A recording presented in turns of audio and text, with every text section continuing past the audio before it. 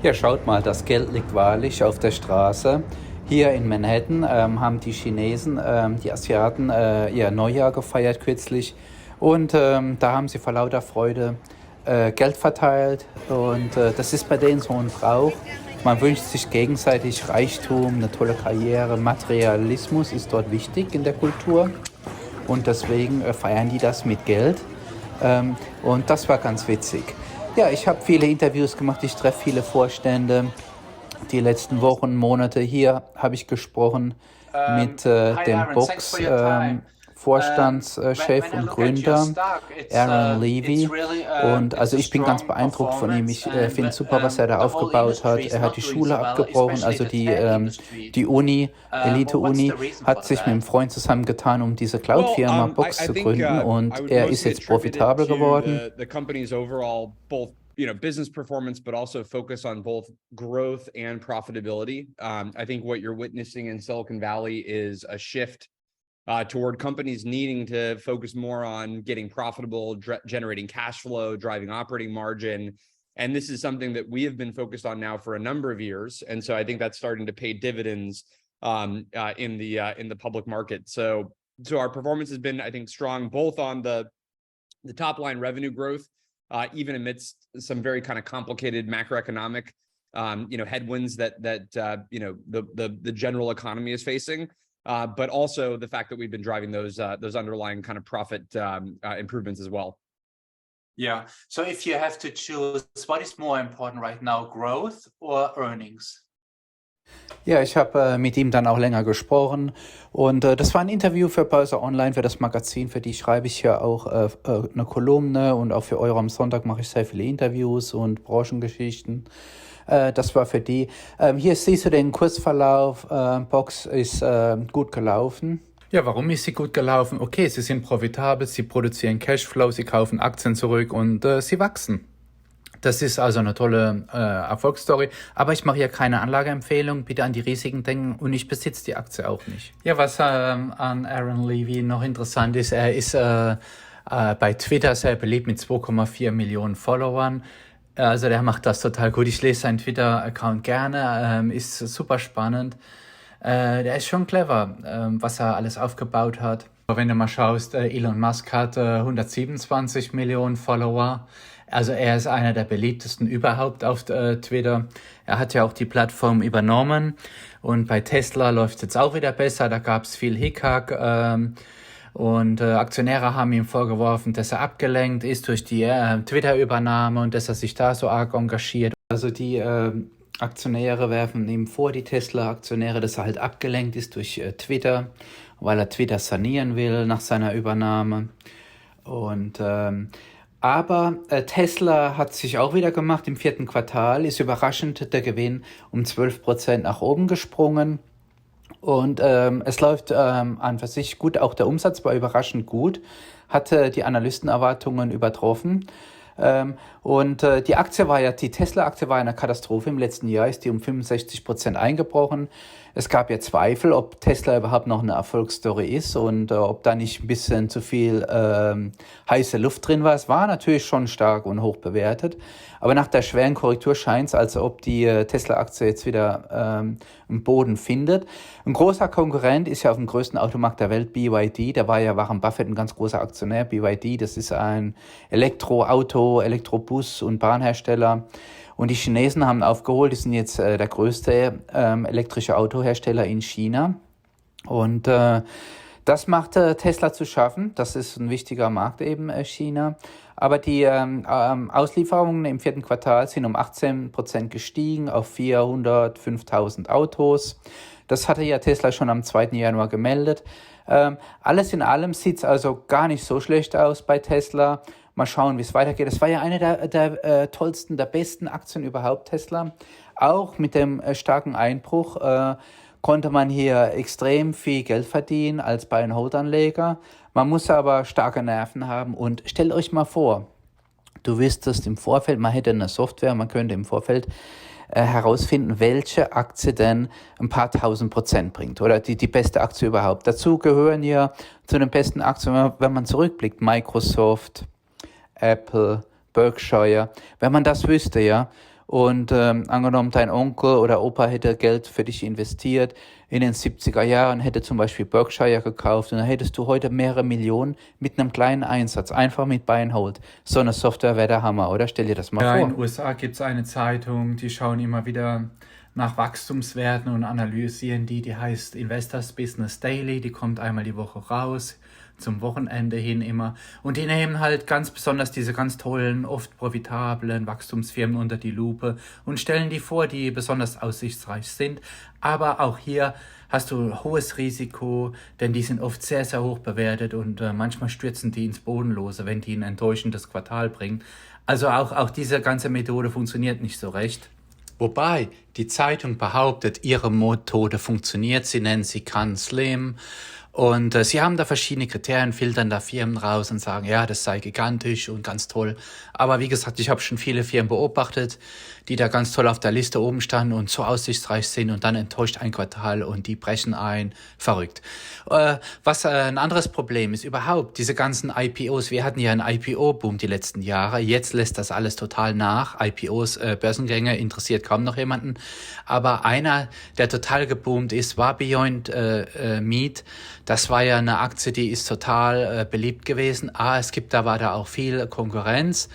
Und mittlerweile hat die Nachfrage nachgelassen, der Umsatz schrumpft, der Verlust wird immer größer und Beyond Meat ist eine Katastrophe. Also der Kurs ist ja um 80-90% kollabiert und ich weiß nicht, wie es da weitergeht. Da haben ja viele Manager hingeschmissen aus dem Vorstand, sind die letzten Wochen, Monate etliche zurückgetreten. Ich glaube 4 oder 5 Manager haben das Unternehmen verlassen und schaut, die stehen jetzt bei $15 oder so. Also es ist eine Katastrophe.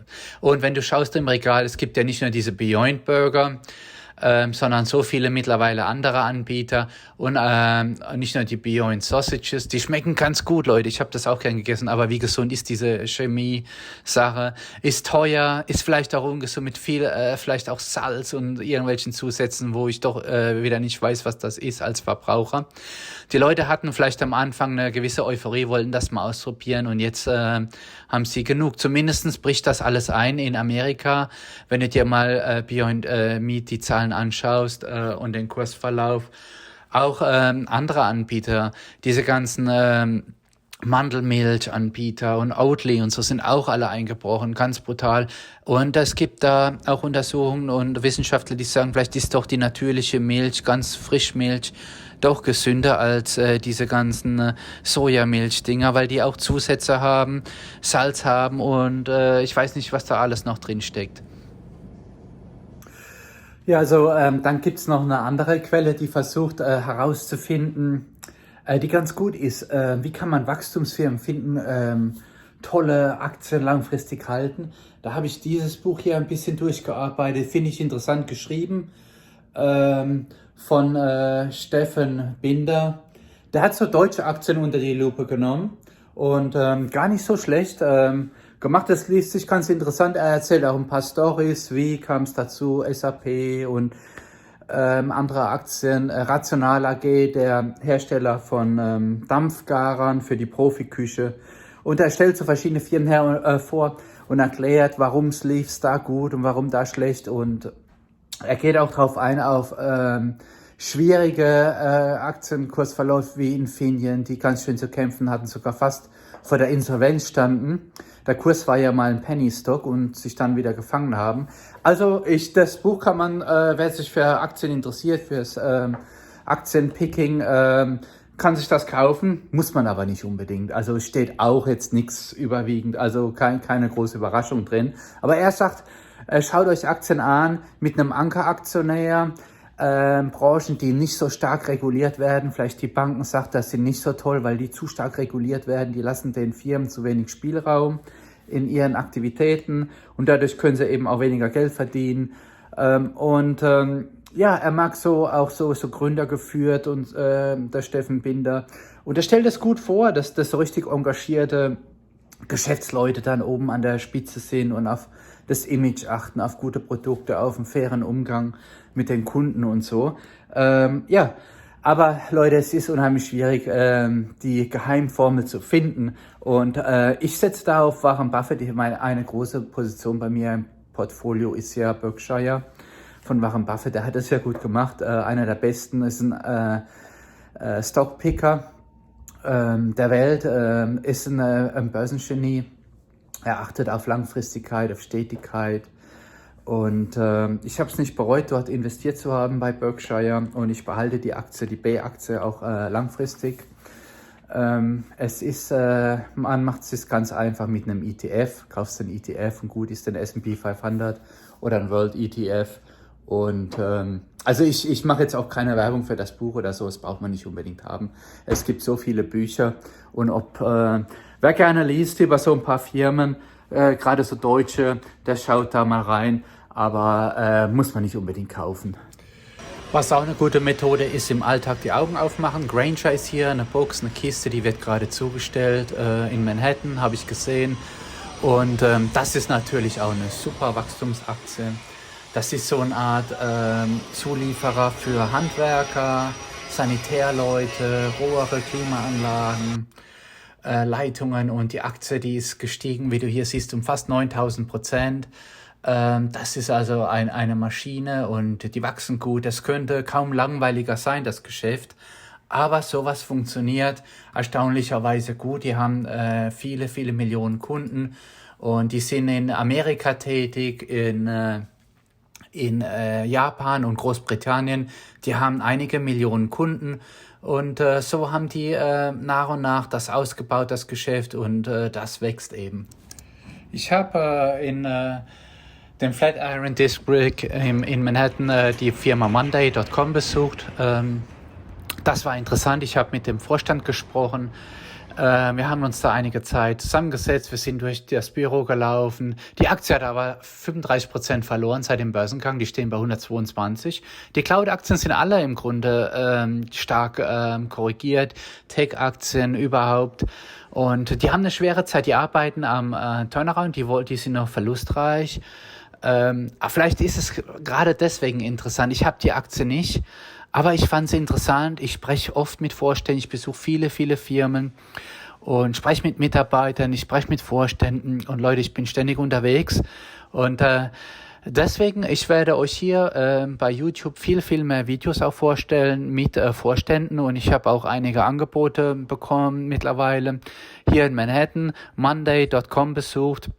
Die haben viele lustige Bereiche für die Mitarbeiter. Ein paar haben da auf Fernsehen geschaut, und die haben tolle Möglichkeiten, sich da viel Licht, sich da auch zurückzuziehen in kleinere Räume, in größeren Räumen, und die sind ziemlich locker, so die Belegschaft, was ich so erlebt habe. Ähnlich wahrscheinlich sieht's auch aus. Ich war ja auch schon bei Google in Manhattan und habe mir das angeschaut. Ich wollte euch einfach mal ein bisschen Eindruck geben, wie arbeitet man in der New Economy in New York. Und also es hat mir sehr gut gefallen, es ist auf mehreren Stockwerken. Hier gibt es so Cafés, und die haben da auch Mittagessen, was gebracht wird. Und es ist eigentlich sehr eine gute Stimmung dort, muss ich sagen, so eine Aufbruchstimmung. Ja, und da sieht es nicht so aus, als ob jemand da Micromanaging macht und genau nachschaut, wo du bist. Die Leute sind hier verstreut, und jeder arbeitet irgendwie an einem Projekt, aber die Leute haben auch mal eine Auszeit und eine längere Pause, wie ich gesehen habe. Und es hat mir gut gefallen, das Büro und auch das Gespräch. Schaut euch mal an. Hier ist der Finanzvorstand, Stammsitz, Hauptsitz ist in Israel, und wir haben uns zusammengesetzt und haben gesprochen. Ob die Aktie Monday jetzt interessant ist für dich, das musst du wissen. Ich habe die Aktie nicht, finde es aber super spannend, weil sie haben viel Cash und arbeiten am Turnaround. Zudem wachsen sie stark. As a stock investor, why should I pick Monday up? Why should I buy Monday.com? Okay, sure. Monday.com is a work collaboration software company that operates in a market that is valued more than $80 billion as of 2024 in accordance with IDC. And with more than 2.5 billion knowledge workers around the world, the opportunity is huge. Monday allows teams, organizations, and businesses to collaborate around project management, CRM, marketing, development, and ideally, it's a greenfield market, a developing category, that the opportunity for us is huge, and for now, we are now around 1,600 employees, and we will finish 2023 with more than $500 million in revenues, and we are growing at hyper growth for the last few years, and the potential for us to continue and grow is very big. The company finished Q3 with cash flow positive of $14 million, and with more than $852 million in the bank. We didn't burn any cash since the IPO. So we have a lot of cash to invest and further grow the business and to scale the business. We have more than 152,000 customers as of the beginning of the year. We're operating in 200 industries in more than 195 countries. And we service every organization, every team out there with multiple use cases. So the growth opportunity is huge, and we're just getting started. So for us, there is going to be huge potential to continue and grow the business. Yeah. So you don't burn any more cash from a cash flow point of view? So interesting, for a company that went public only last year, we finished 2021 post-IPO with a cash flow positive. And this year we said that we're going to burn around 10% of our revenues. So we don't burn a lot of cash in order to generate our hyper growth. And this is something very unique about a SaaS company. Yeah. Well, how strong do you grow next year? Did you do some target, like I think it was around 50% your growth rate, right? Did you tell your investors how strong the growth will be next year, or you don't give out any like data like that? So in Q3, we just released our earnings. We grew 65% year over year. And we don't tell our customers, we don't tell the investors how much we are going to grow next year. There is something that's called consensus, which means the investors community estimate what will be the growth rate for next year. What we do give to the investors is guidance, which means how we are going to finish this year in terms of revenue. And we said that we are going to be around $510 million in revenue. And we are currently working on 2023 plan and working on our growth model as well. Yeah. And what's the benefit for the customer? Why do they pick you? There's so many others, software companies, cloud companies. So this is where Monday is differentiated from other names in the industry. And this is the unique platform. Monday is a work operating system. It operates on a platform which provides horizontal capabilities alongside vertical completeness. So if you are an organization, for example, non-tech companies, yesterday we just finished a Monday event called Elevate, and there were 2 customer stories in the industry which are non-tech. 70% of our customers, as I said, are non-tech, and they need to work together as teams. There are multiple teams, multiple divisions. They need to connect between them. They need to work on projects, on tasks. And Monday allows them to work together and manage their day-to-day and operations from one single platform. And this is something that is unique because you are not basically limited to a certain use case or a certain vertical. If you think, for example, project management, it's not only project management tool. It's a platform that allows you to use project management, CRM, and other multiple use cases. And the software, you can adapt anything you want to do with the software. Instead of you have to adjust yourself as a company to work with Monday, Monday provides you the tools like building blocks and capabilities, to fit the usage of Monday as you deem appropriate. Flexibility, ease of use, collaboration capabilities, functionalities, features. This is kind of strength of Monday compared to the other players in the industry. And it's a subscription model, right? The company pays a fee, a monthly fee, and then it can use it, the whole software platform? So the business model of Monday is subscription. It's a recurring revenue model called ARR, annual recurring revenue, which is comprised of annual subscribers that pay for 12 months in advance, and for monthly subscribers, they pay on a monthly basis. The bulk of the subscribers of Monday, more than 70%, are annual subscribers. And the fee is based on the users, number of users a company has? Yes. Or, yeah? There is number of seats. So there are pricing tiers. that are basically different tiers to the different functionalities and capabilities that Monday software provides to the customer. It goes from basic to enterprise, and you pay per seat per person with a minimum of 3 seats per every tier. So the smallest fee, what would it be, like $8. $8 a month? Smallest fee, yes, $8 per month. We have a freemium model, but it's only for up to 2 users.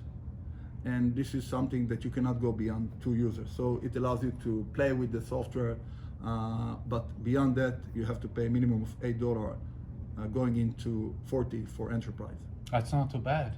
Yeah, it's relatively, when you compare to other names in the market, it's relatively a decent, I don't want to say cheap solution because we don't think about it this way, but it's a reasonable price. Value for money is immense. I mean, you get a lot of functionalities and capabilities for not paying a lot of fee per seat. Is IT security built in? It's a safe place to be? Definitely. One of the most important things that we do in Monday is investing in our governance, in our controls, audit log, security. The system is completely safe, and definitely as part of us going up market with enterprise accounts, but not only them. We grew significantly, and for them and for all of our customers, you know, when you have such a large and diversified customer base, you have to, you know, make sure that security and safety is, you know, one of your top priorities, and this is what we do all the time. We strengthen the platform to make sure that it will deliver the best security out there. Like on the stock market, what we see now is a technology correction. It Yeah. has to do with a lot of reasons, but one main reason is the interest rate goes up. And it's not just your stock, many stocks, even the large Alphabet, the Amazons of the world, they're all like corrected. Sometimes even really like Meta stock is down 50%, I think, since January.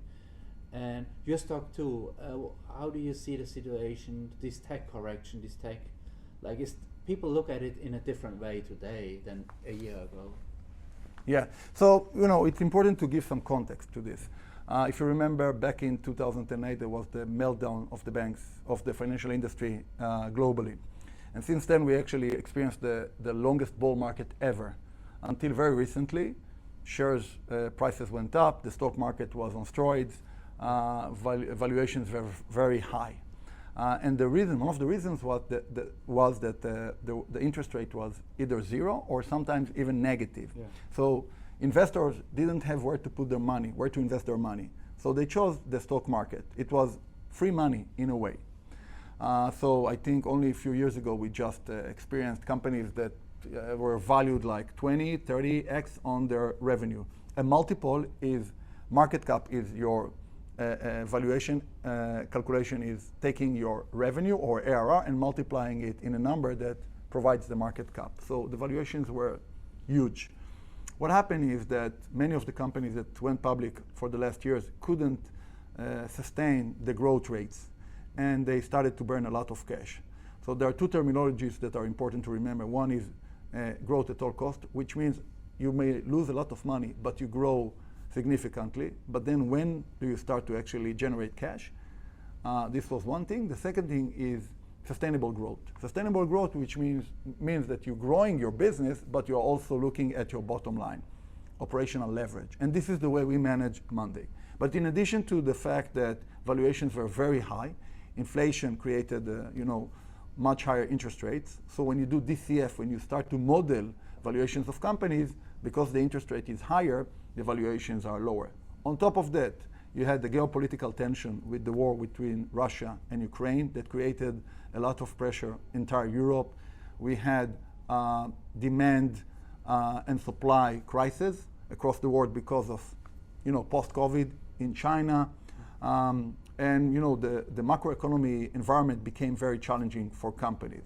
So the investors started to say, look, there is uncertainty in the markets. Companies are not generating the returns that we expected, so they started to pull money out of the stock market, and therefore share prices went down. Yeah. And do you feel okay with the valuation? Well, to be fair, I think we are building a company for the longer term. And people have to remember this. This is a roller coaster. So I'm a veteran of 2001. I'm a veteran of 2008, where there were like crises. And then even COVID at the beginning was a crisis. But we are looking at the longer term. We're building a company that is going to be sustainable. So we explain it to our employees and even to our investors. We say, look, we know that there is like going to be fluctuations and share price may go up and down. But if we are building a company that is sustainable, that will deliver growth, that will generate cash, and will deliver the best products out there, or at least will be one of the market leaders, we believe that on the longer term, the share price will kind of reflect this. And when you look at valuations, you know, we are now at a reasonable valuations when you compare to other companies at growth. So we are okay with that. We don't let that manage the company and dictate how we manage the company, but we do care about, you know, longer term, because there is a share return or return for the employees, for the shareholders, for our customers. So, but it's not something that on a day-to-day is driving us, you know, in terms of the behavior and management of the company. And the valuation is, how do you measure it in times revenue? Like multiple of the revenue? Yes, so for example, if you take Monday, for example, we said that we're going to finish the year at $500 million. And the current valuation, I don't know, maybe 4.5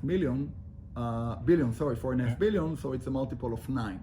But there are also places where you take valuations and you reduce the cash. So Monday worth $4.5 billion. So you're saying if I reduce the cash of Monday, which is 800 million, so let's say, and then the multiple is going to be 8 or 7, depending on the valuation. Currently, hyper-growth companies or high-growth companies are getting valuations between 5 to 8. It used to be 12, 15. The best-in-class companies that are generating cash, that are, you know, in the big numbers, are valuated at, let's say, 10, 12. And, you know, companies that are not really growing and not generating cash are valuated at 2 to 5. So this is kind of a ballpark currently, but it's always kind of moving. We're in a good place. And definitely if we continue to deliver the results that we are delivering, we will get higher multiples. And your founders are still invested? Yes, definitely. This is part of you know, why we are proud in our founders, Roy and Eran. They are fully committed to the company. They have a lot of shares in the company. They are not running to exercise their shares.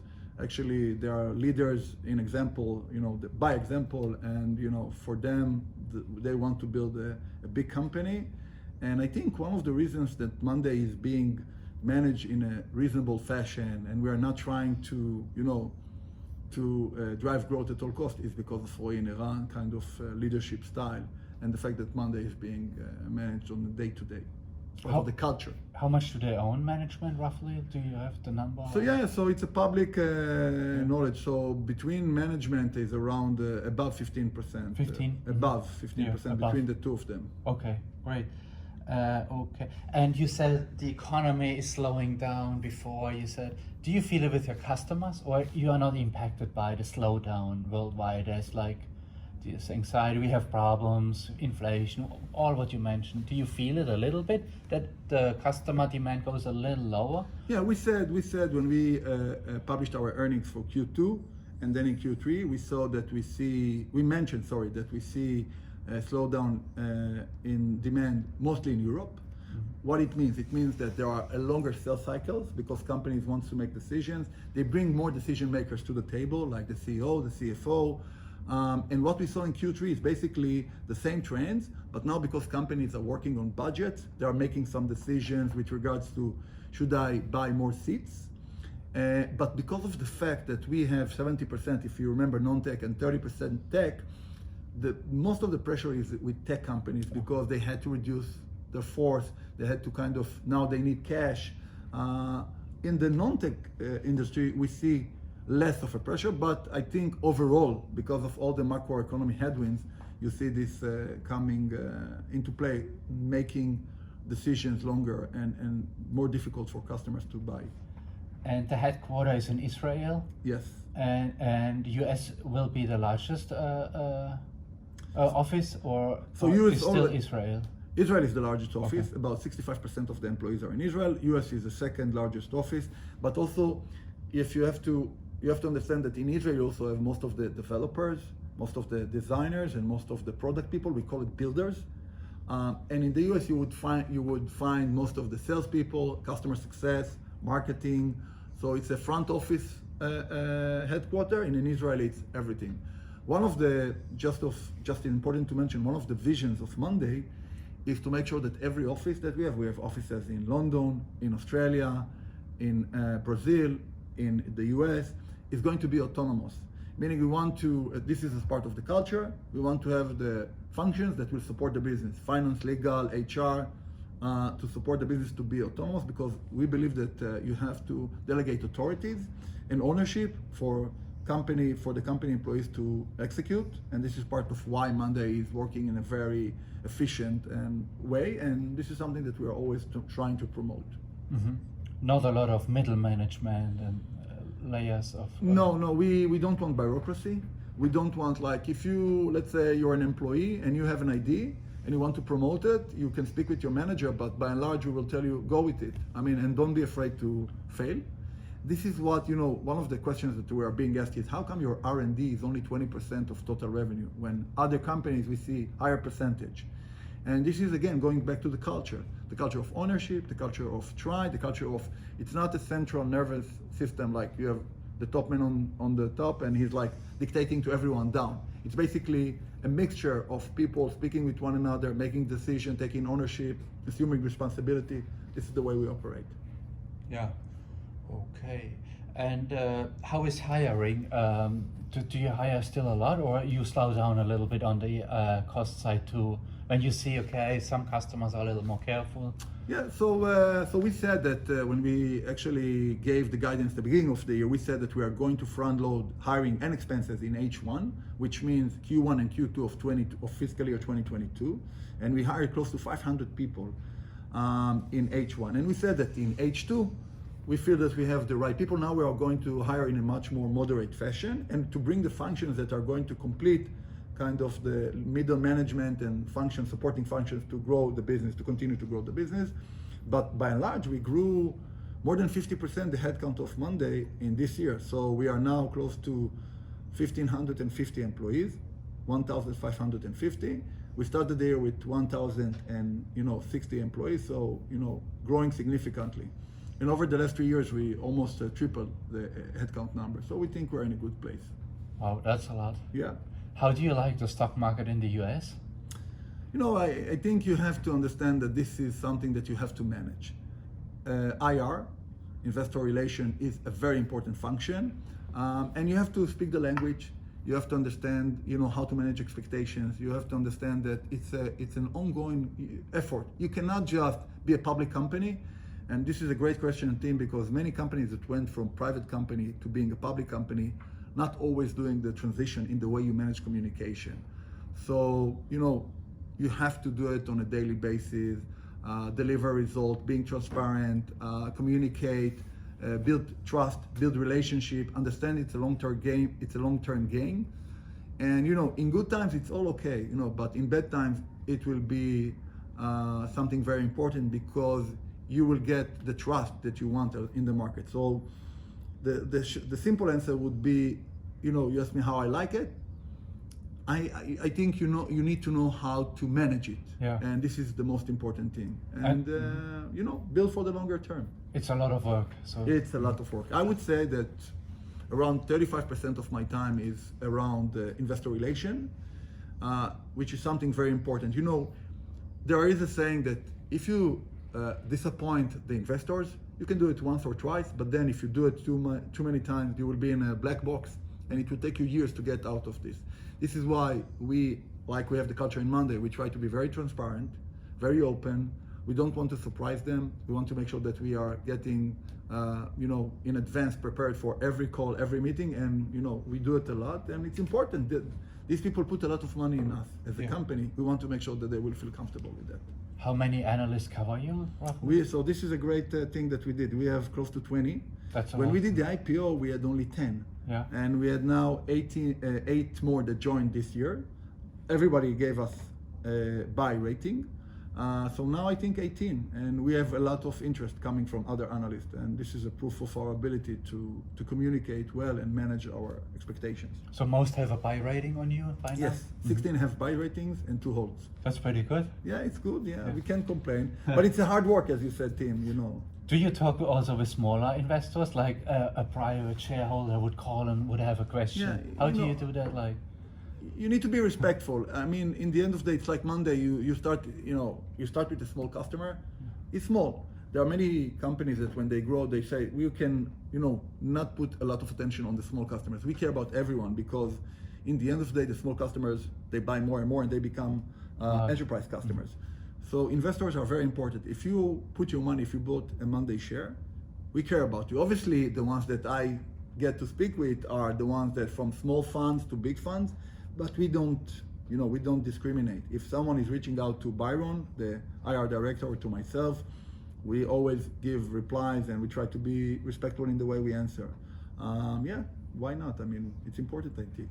And who are your largest investors? Roughly, like who are your fund ETFs, or who are the largest that are invested in your stock? So you would see mostly growth investors, value investors like Franklin Templeton, Alliance Bernstein, T. Rowe Price, good names that are actually investing in Monday. And we have a very decent community of investors that invested in Monday in the IPO and post-IPO. And retail, is there a little retail or not so much? Yeah, there retail? is always retail. Okay. There are retail. There are different. There are hedge funds, growth, value, retails, but the bulk of the top 20 holders are really long-term investors with good reputation.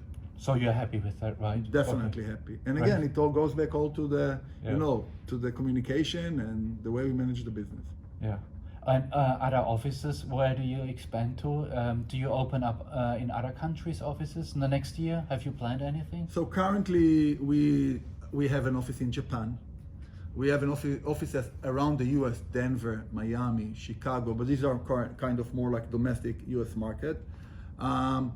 In places where we don't have offices, we have a very a lot of activity from our partners. So let's say Germany or France or other places, if we don't have office, we have a partnership community, channel partners managers that are actually working closely with Monday to promote Monday across organizations.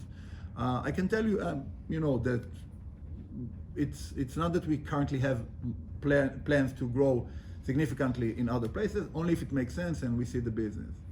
And we also have a very significant office in Australia. Australia? Yeah. Mm-hmm. And you're adding everywhere still staff, right? Or in all the offices you're adding more people? Yeah, staff? we hired. So we hire based on the need. We don't promote any specific place. If we need more people in Australia or the US, then definitely we will hire them. In general, what kind of people do you need? Software, sales? Where's the most need right now? So I think, if you think the bulk of what the people that we hired are around innovation, software, developers, product, because we continue to innovate. Monday is an ongoing innovation kind of shop of always trying to build the things for the future.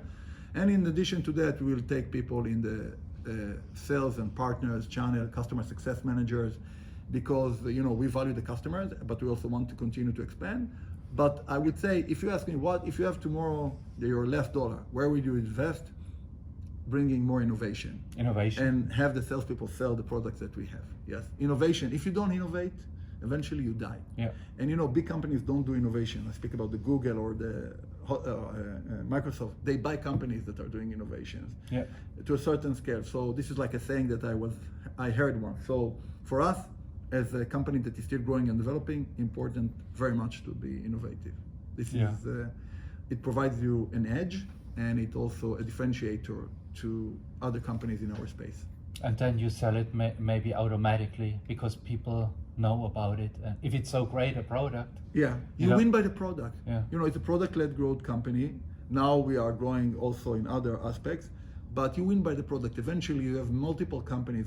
Even if today you have services from different companies, you will always take the one that is the better product or the better service. Even if the price is pretty much the same, even if it's cheaper, but if you get the product that you want and it fits your need, this is definitely what you will take. Yeah, okay. One of the last questions to understand a company, just how would you explain it very simple, what you can do with the software or what your customers do, like to a kid or so, because it's very complicated to understand. So it's more collaboration, like people work together and that helps them to... Yeah, so let me try to give an example. So you are building something in Excel, okay? You're building a budget. There are rows, there are columns, and you start to fill the budget. Now, if you do it on Excel, You are the financial analyst, you build the budget, and then you have to send an emails to everyone in the finance team saying, here is the budget, I'm sending you emails, if you have comments, please comment. They comment, they make corrections, they send it back to you. There is a multiple kind of iterations between emails on the spreadsheet. So let's say you are now with Google Spreadsheet, so they open in Google Spreadsheet, and everybody is now sharing this, and they are correcting it, you see it, but you cannot send it to a different division. You can share it with them, but you don't know who did the corrections. He has to tell you this in an email, or in a meeting, or in a WhatsApp, in a phone call. What you do with Monday is very simple. You open a board, okay, and you connect all the people that are relevant to the board. It's you, it's me, it's Leah, it's other companies, other people in the organization from other divisions, and they're all working on the same board. Now, we're working on a budget. So finance people that are board start to fill the budget. They fill the budget. There are columns and rows, and every item that is being entered, there is like a record. And you know who did the budget, and you start to communicate. So you open, within the board of Monday, you open a channel, and you start to communicate with the person on the board itself. You want to share it with management team, you invite them to be on the board of the budget. You want to see the real-time update of this, you do it on the board. Everybody sees the update. So the idea is that basically you created a shared board that everything from scratch to complete board is being shared. You have track record, you know who is updating, you can share it, you don't have to send emails. Everything is being done within the board itself, and then you can create dashboards, and then you can create presentation, then you can automate and integrate many of the processes within the board. So basically think about it as an automation of multi kind of manual tasks that you would have needed to do in an organization. Think about productivity. Think about iterations. Think about the number of people who are touching the board. You save a lot of hours. You save a lot of manual work because you do automation and integration. You save a lot of conversations, a lot of meetings, everybody seeing the same board.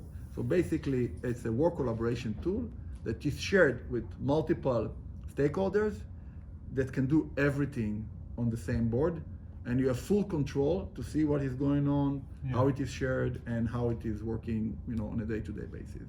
And you can use all software tools around it, like Microsoft. So one of the capabilities of Monday which is automation and integration. You can integrate with third parties, Jira, Slack. You can. This is one of the most popular. Slack, Salesforce, Gmail, and you can automate processes. So you and I are working on a board. Let's say you are doing an article. You now need to send it to your editor. You need to send it to one who will kind of edit it. So you put it on a board, all of the communication is going there, and you say when, let's say the name of your editor is Charlie, when Charlie finished to edit the article, send me notification. This is an automation recipe. We have hundreds of recipes that once you define them, you will get notification. You don't have to call him, you don't have to message him. So think about this in a much larger scale. You have 1,000 people. Yesterday in Elevate, we had a customer called, Oscar Health. It was in the event, so I can say it. And they are using Monday wall-to-wall, 2,000 employees, from the CEO to the secretary, all sharing the same or similar boards. So imagine how much time it saved them in terms of productivity and in terms of meetings and emails, etc. So it's so kind of amazing to see it on action. And then they can integrate it with other third parties also to communicate further. So it's very transparent, right? Completely. This is one of the most important things for us. Transparency. You can hide nothing. You can hide nothing. You have you can't say, look, I never did it, because there is a track record to that. It's a one source of truth. And you have a database that, all the data is stored on the database, on the cloud. You can see previous versions, you can see history, you can do it. Visualization is super important. In Excel, like you do it in Excel or in Google Spreadsheet, there is no visualization. In Monday, you created the budget, you created the board, you created it. You can visualize it to see it in different views, Kanban or a Gantt chart, and you have KPIs and you have dashboard. So it's a tool or product that allows you to have almost limitless capabilities. Right. And the last question, why did you call it Monday? The founders, like why? So I'm not the founder. I will tell Yeah. you the story from the founder. So the first name of Monday was The Pulse, Yeah. which is kind of a strange name. And then Roy and Eran kind of thought about names. And Monday is the start of work week in every country outside of Israel. So they said, okay, when you come to work on Monday, we want you to see the board, to see the visualization, and to have fun. It's important. It's not only work. It's work with a lot of kind of things that will make it easier, sexier for employees to work with Monday. So this is why it's the beginning of the working week in every country. Okay. Oh, and one very last one. Mergers, acquisitions. Have you done anything? So we didn't do anything yet, and I said we have $850 million in the bank. Next year we definitely would like to start to think about this. So we, as a public company, we're starting kind of now getting more and more advanced. And one of the things that we're looking at is non-organic growth in addition to organic growth. So this is something that we are going to start to look at in the next few quarters. Next few quarters. Okay. Yeah. But nothing concrete on the table right now. Okay. Right. Thank you very much. I appreciate your time. Thank you.